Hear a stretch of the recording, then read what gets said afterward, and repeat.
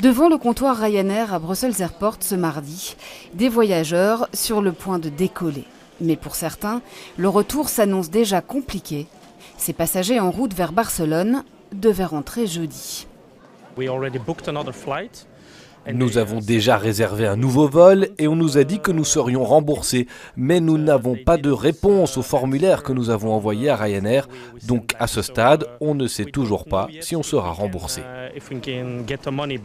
Plus de 7000 passagers devraient être touchés par les 40 vols annulés sur 80 mercredi et jeudi au départ de Bruxelles en raison de la grève.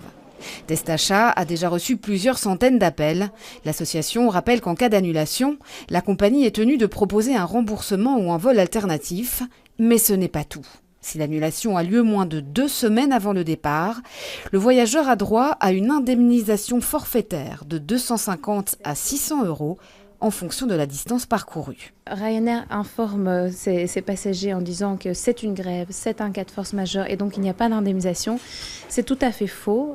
C'est confirmé par la Cour de justice de l'Union européenne qu'en cas de grève interne à la compagnie aérienne, comme c'est le cas aujourd'hui, eh bien, il n'y a pas de force majeure et donc les passagers doivent bien être indemnisés. Nous n'avons pas réussi à joindre la compagnie low cost. Testachat encourage les passagers concernés à envoyer à Ryanair le formulaire de demande d'indemnisation et en cas de réponse insatisfaisante, l'association de défense des consommateurs pourrait intervenir en justice pour ses membres.